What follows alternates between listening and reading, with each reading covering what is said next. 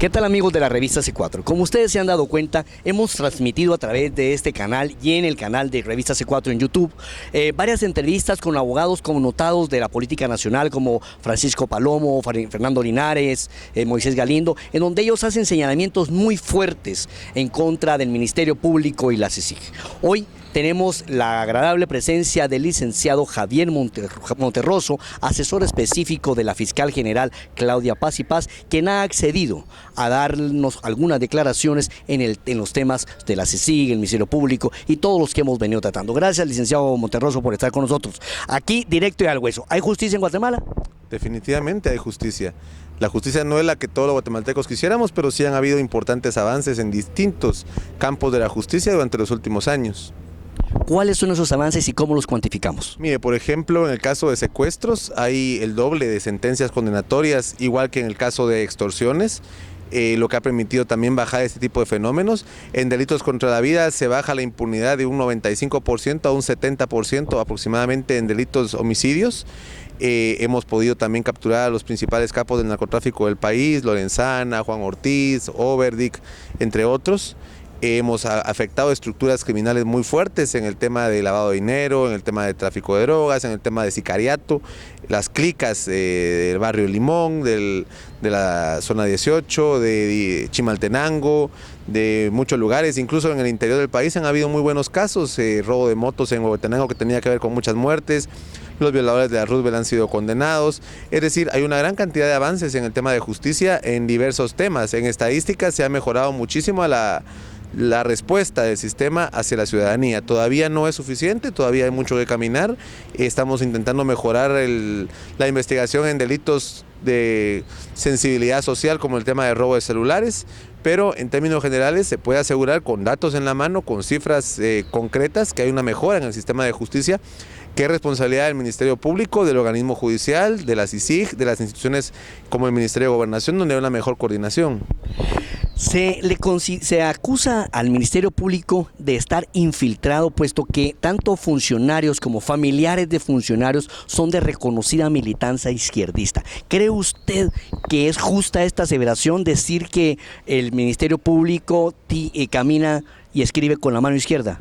Creo que no es cierta. En primer lugar, porque no hay funcionarios en el Ministerio Público que estén vinculados a la izquierda ni actual ni la izquierda del pasado. Pero usted fue candidato de la URNG. No, yo fui candidato de un frente amplio de izquierda. Exacto, de un frente amplio de izquierda, que era mi primera participación política, pero actualmente no estoy afiliado a un partido político en específico ni milito en una organización de izquierda, al contrario.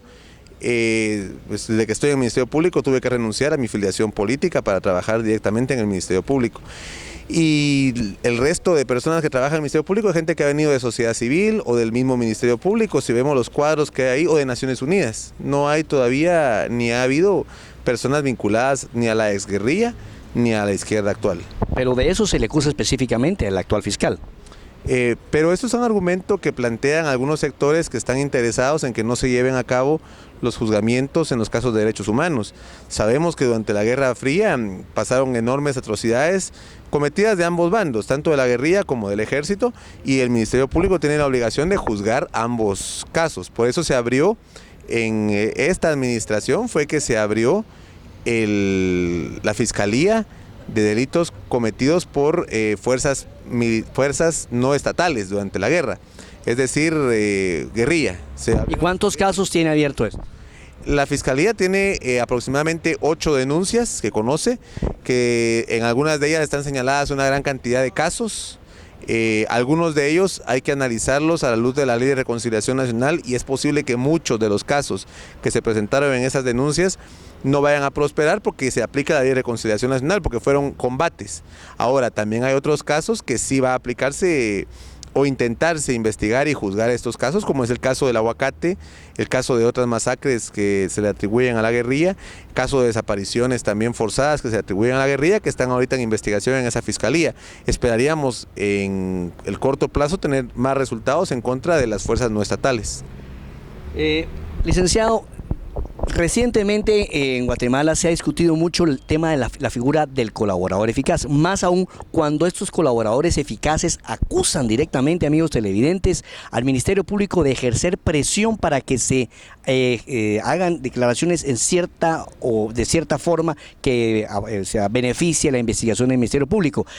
Podemos mencionar el tema de los dos testigos, del testigo que se retractó en el caso Rosenberg y de otro testigo que da sus declaraciones, es más, las dio en exclusiva para C4 y que están en la red, sobre Emanuel Cardona, sobre el caso Rosenberg. ¿Qué opina usted de la figura del colaborador eficaz? ¿Es funcional o no es funcional? Mire, definitivamente la figura del colaborador eficaz es polémica, rompe los principios tradicionales de derecho penal, el arrepentido, pero es una de las formas más eficientes de combatir la mafia, no solo en Guatemala, sino en todo el mundo.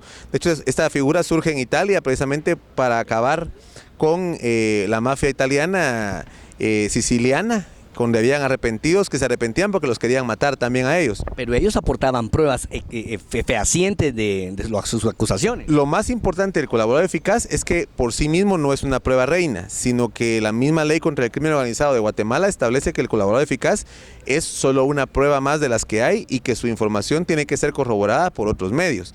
En el caso de los Valdés Pais y el caso de Rosenberg, dos colaboradores eficaces habían declarado ante juez con todas las garantías constitucionales, con abogados, para ser colaboradores eficaces por el asesinato de Rodrigo Rosenberg. Después estas mismas personas fueron condenados por el asesinato de Khalil Musa. Lo que sucedió fue que fueron los dos primeros colaboradores eficaces que hubo en la historia de Guatemala. No fueron beneficiados como ellos quisieran haber sido beneficiados con impunidad total, sino que fueron condenados por el otro asesinato, que no recibieron ningún beneficio en el caso de los Musa. Entonces uno fue condenado casi de por vida, porque aparte padece de una enfermedad terminal y está condenado ahí, y otro fue condenado también a 14 años de prisión. Obviamente estas personas no están contentas con el sistema de justicia de Guatemala, obviamente no están contentas con el Ministerio Público, se sienten traicionados. El Ministerio Público los benefició, como la ley lo establecía en el caso Rosenberg, no en el caso Musa, porque ahí no se aplicó el beneficio de colaborador eficaz. Entonces la declaración de ellos en estos momentos, en primer lugar, es extemporánea, no viene al caso en el proceso contra Rosenberg. En el caso de los Valdés Pais, uno de ellos jamás había dicho haber visto a los Valdés Pais ni haber conocido a los Valdés Pais sin ninguna declaración. El otro sí había tenido algún digamos, testimonio en contra de ellos. Ahora se está desdiciendo ese testimonio, pero las pruebas contra estos hermanos son contundentes. El Ministerio Público tiene pruebas testimoniales, aparte de la de ellos, tiene prueba científica, tiene prueba documental que los incrimina a ellos como coautores en el caso del asesinato de Rodrigo Rosenberg. Creo que se está manipulando el caso en los medios de comunicación. Por ejemplo, cuando se habla de los 3 años que llevan sin justicia, no se menciona que ellos han presentado 11 amparos en el curso del proceso que ha venido atrasando el sistema de justicia en contra de ellos en algunos casos y a favor de ellos en otros. Bueno, pues esta es una declaración bastante iluminadora, podríamos decir así, porque es algo que no se ha ventilado y es el tema de que nosotros, como ustedes saben, amigos televidentes, tenemos subidos en YouTube, en el canal Revista C4, las declaraciones pone Manuel Cardona y sale el testigo protegido diciendo, bueno, que hubo presiones del Ministerio Público, que hubo algún tipo de chantaje, etcétera, etcétera. Y los abogados que ustedes vieron también en las entrevistas y que van a salir publicados, ellos acusan específicamente al Ministerio Público de generar este tipo de manipulación con los testigos protegidos. Ahora vamos con un tema importante, las comisiones de postulación. ¿Cree usted que la fiscal general debe de ser sometida a una evaluación para ver si renuncia en diciembre o en mayo? No, la discusión sobre la ley de comisiones de postulación es si el próximo proceso de fiscal general este periodo termina en mayo del 2014 o en diciembre del 2014. Nuestra posición como Ministerio Público es que termine en diciembre del 2014. Esto debido a que el nombramiento que fue firmado por el presidente Álvaro Colom, expresidente Álvaro Colom, le da un mandato por 4 años. La Constitución dice que el mandato de la fiscal general es por 4 años y los antecedentes que han habido también es que cuando se habla de sustitución o de completar un periodo, en los se plasma en el acuerdo Y se escoge además de los 6 que se mandan al presidente. Cuando se va a sustituir un fiscal, se escoge de los 6, no se hace un nuevo proceso como fue en este caso. Por eso nuestra posición y la de algunos constitucionalistas y abogados es que debe terminar su mandato en diciembre del próximo año. Hay una posición que mantienen algunos juristas también de que tiene que terminar en mayo del próximo año y que el proceso debería empezar en enero, el proceso de selección del próximo fiscal general. Bueno, para terminar con esta entrevista, porque sabemos que usted está ahorita corto de tiempo, licenciado, hay una figura bastante controversial en Guatemala. Muchos sectores no tradicionales se han organizado para protestar por la injerencia de la CICIG. ¿Cuál es su visión acerca de la CICIG? ¿Debe o no debe continuar en Guatemala? Bueno, la CICIG es un aliado de la justicia guatemalteca, ha permitido avances importantes en materia de justicia, en algunos casos paradigmáticos, en traslado de capacidades. Hace unos años, antes que viniera la CICIG, nunca se hubiera pensado en persecución penal estratégica, nunca se hubiera pensado en poder capturar a una banda importante de sicarios, a una banda importante de narcotraficantes, sino que se trabajaba caso por caso, no se veían digamos estructuras, no se veían conexiones estratégicas de casos. La CICIG trajo a fiscales e investigadores preparados de Colombia, Estados Unidos, España, Chile, que permitieron que ahora los guatemaltecos tengamos capacidades propias de investigación que a su vez son ejemplo para el resto de países centroamericanos en términos de persecución penal estratégica. Creemos que CICIG ha sido una importante aliada para los guatemaltecos. Tal vez habría que evaluar si se logró lo que se quería específicamente con CICIG, que era un desmantelamiento más completo de las estructuras criminales en Guatemala, o si el tiempo y el mandato de CICIG fue suficiente para lograr esto, pero definitivamente para el Ministerio Público ha sido un aliado importante. Sobre el mismo tema, ¿qué aportes específicos podría decir que hizo la CICIG al Ministerio Público? Como le digo, traslado de capacidades específicos en temas de seguridad de fiscales, en temas de análisis de información. Tenemos ahora una estructura de análisis de información en el Ministerio Público que en buena medida vino apoyada por CICIG. Tenemos también mejores capacidades en fiscalías específicas del Ministerio Público para algunos delitos y apoyo en algunos casos concretos, como es el caso de Rosenberg, el caso de los asesinatos y ejecuciones extrajudiciales en Pavón, durante el gobierno de Óscar Berché y el ministerio de Bielman y Esperisen y Figueroa.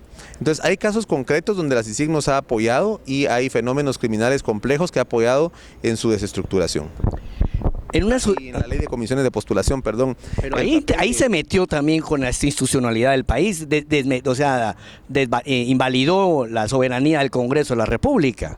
No, ahí lo que la CICIG hizo fue opinar, dar información a la Comisión de Postulación, al Congreso de la República y a la Corte de Constitucionalidad y al Ejecutivo sobre antecedentes que tenían los candidatos a fiscales, a magistrados. Pero muchos de ellos sin pruebas. Bueno, también habría que ver hasta qué punto se presentaron pruebas fehacientes o no, pero sí me parece que la posición de CICIG en la ley de comisión de postulación fue fundamental, no solo para la aprobación de la ley y de otros avances legislativos, por ejemplo, el caso de los Valdés Pais que presentábamos precisamente, teníamos deficiencias en la ley de crimen organizado que si se hubieran corregido a tiempo, no hubieran generado estos conflictos que ahora tienen estos testigos protegidos. Fue CICIG hasta después que vino a mejorar esa ley por la experiencia que ellos han tenido en otros países. Bueno, vamos a esperar que pase aquí nuestros queridos amigos del avión.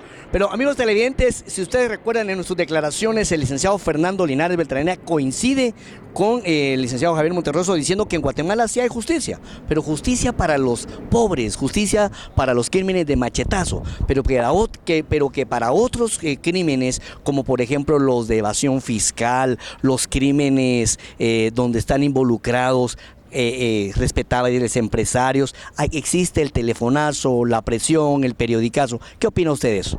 No creo que, bueno, en el caso del Ministerio Público al menos no es esa la forma de operar. Lo que sucede es que estos crímenes de cuello blanco que se conoce, la evasión fiscal, la corrupción, el lavado de dinero a altas esferas financieras, es mucho más complejo de investigar.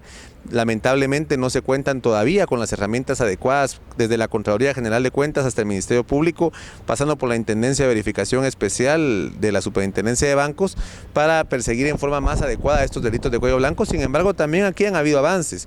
Por ejemplo, en el caso de evasión fiscal, en el 2012 se recuperaron más de 100 millones de quetzales solo en casos de evasión, incluyendo casos de alto impacto como el caso de Alcahuénquer u otros casos que están, caso de Norman Tejada, que se habla de evasión fiscal de grandes empresas, incluso que evadían el IVA. También se está persiguiendo a empresas dedicadas a la evasión fiscal por medio de la devolución de crédito por exportaciones. Y se está investigando casos de corrupción de distinta naturaleza, por ejemplo, en el caso de los alcaldes, que tenemos varios alcaldes, algunos de ellos, digamos, bastante tradicionales en Guatemala. Como sí, eso hay que reconocerle a la CICIG, al Ministerio Público, perdón. Sí, digamos el caso de Antigua, el caso de Chinautla, el caso de varios municipios del departamento de Guatemala, que todavía vienen más casos relacionados con alcaldes que están siendo investigados actualmente por el Ministerio Público, donde se está trabajando ese tema de corrupción fuerte. Alcaldes que han utilizado empresas para estafar el erario nacional.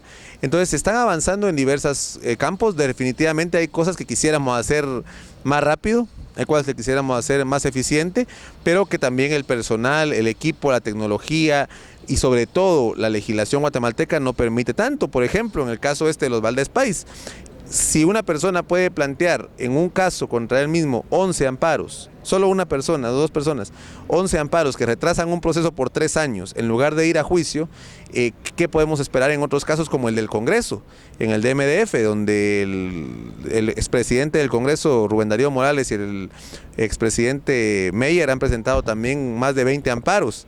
Pues también la legislación guatemalteca no permite que casos de cuello blanco sean juzgados igual de fácil que casos de delitos violentos.